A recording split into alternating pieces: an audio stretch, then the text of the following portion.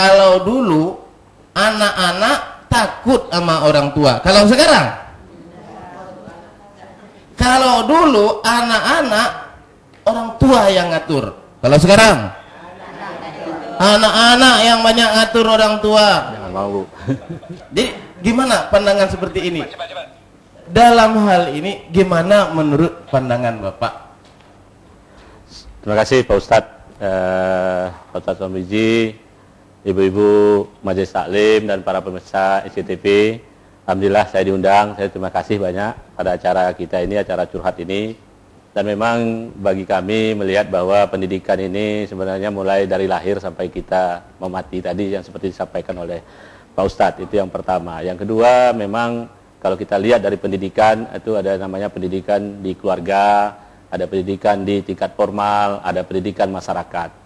Nah, kalau kita lihat tadi apa yang disampaikan oleh Ustadz, kita lihat yang sudah sampai ke masyarakat. Oleh karena itu mungkin perlu ada juga mungkin hal-hal yang perlu kita perhatikan di dalam pendidikan keluarga itu. Apanya yang salah Ustadz, kemudian apa yang baik kita lakukan. Yang kedua di pendidikan formal sendiri sebenarnya ada berbagai hal yang harus kita lakukan. Pertama itu bagaimana kita membentuk anak-anak kita menjadi suatu yang mempunyai kecerdasan intelektual. Artinya dia mampu mengetahui apa yang terjadi di alam semesta ini gitu. Kemudian ada yang namanya kecerdasan emosional.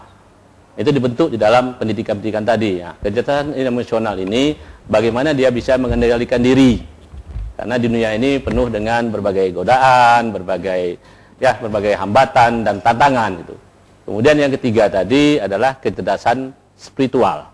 Nah, spiritual seperti yang disampaikan Ustadz tadi, Ustadz agak sedikit mengatakan sudah luar biasa bahwa anak-anak kita, remaja kita, generasi muda kita ke depan ini ya dikatakan akhlak budi pekertinya sudah katakanlah sedikit melenceng ya Ustadz ya. Nah, ya dari masalah ini yang perlu kita lihat dari 3 sistem pendidikan tadi, pendidikan di keluarga, pendidikan di formal dan pendidikan di masyarakat. Kalau saya melihat dulu saya masa kecil itu ada namanya pelajaran budi pekerti. Dulu memang kita diajar bagaimana melakukan sikap dengan orang yang sesama baya, kepada guru, kepada ustadz, kepada orang tua, kepada yang di bawah kita. Tapi saya lihat ini hilang sekarang di pendidikan formal.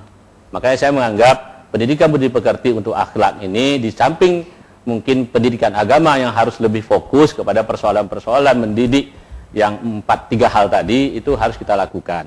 Oleh karena itu Ustadz kami menyarankan memang bukan hanya di Kabupaten Bengkalis tapi di Provinsi Riau dan bahkan di Indonesia pun kita harus pelajaran budi pekerti itu dijadikan salah satu daripada kurikulum, mungkin ya tidak dapat di kurikulum pokok tapi menjadi kurikulum tambahan atau non kurikuler tadi gitu Ustaz.